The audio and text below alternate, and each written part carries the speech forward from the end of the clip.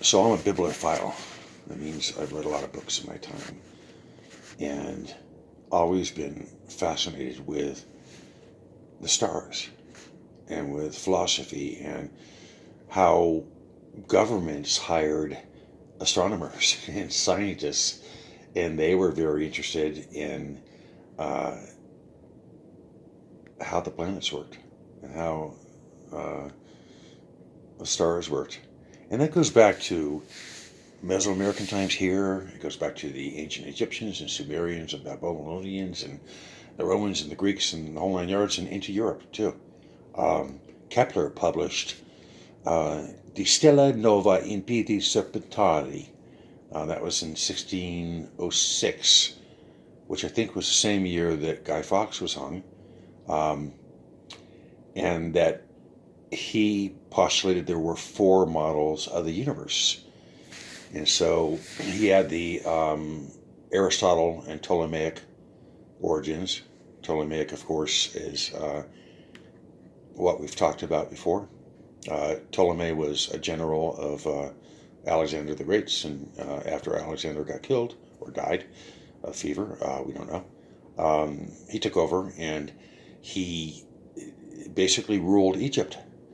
And to the south in Egypt, they were all animal gods. And of course, in the north, he wanted Macedonian and Greek gods, which had human features rather than animal features.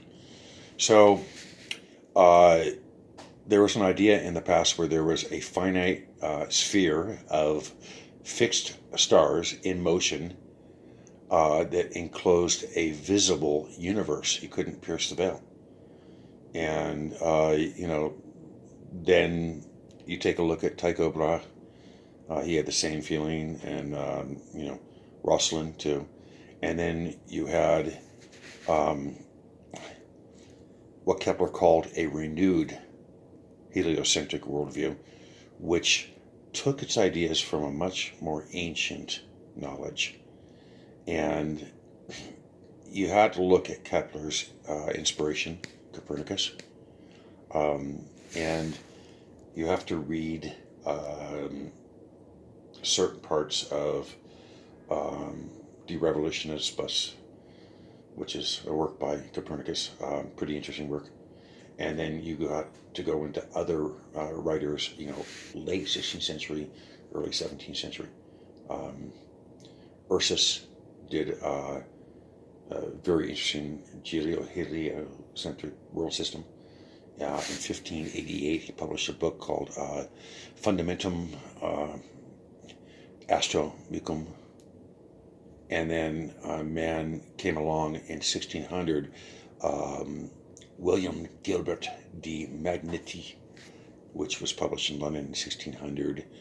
And that was interesting because he started to loosen things up and say, well, maybe, just maybe, there's more than what meets the eye. And then you have Francesco Patrizzi, who wrote a book in the late 1590s or mid 1590s, I forget, but Nova de Universe Philosophia. And that's where you started to explore motion and to think, maybe there's something above this region. So along comes a guy named Giordano Bruno, who lived to be 52. He spent the last 8 years in prison because the deep church didn't like his worldview. And he took what was that fixed heliocentric planetary system to a much more infinite and homogeneous universe, an expansive universe, maybe multiverses too. They burned him at the stake February 17th, 1600. I've been to the exact area in the Campo di Fiori and seen right where he was killed. So he was a pretty interesting guy. He was a traveler. He traveled everywhere. And he was in his 30s. I think he was 34 when he first came out with his ideas. And they were published in London, I think, under the Italian Dialogues. And it blew everybody away. And they said, who the hell is this guy? And this is 1584. By 1588, he was 40 years old.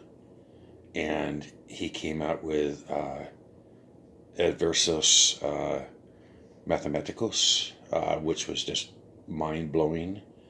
And they were printed in Prague, and in Wittenberg. And then he did, what was it? De Triplici Minimo et Mensura.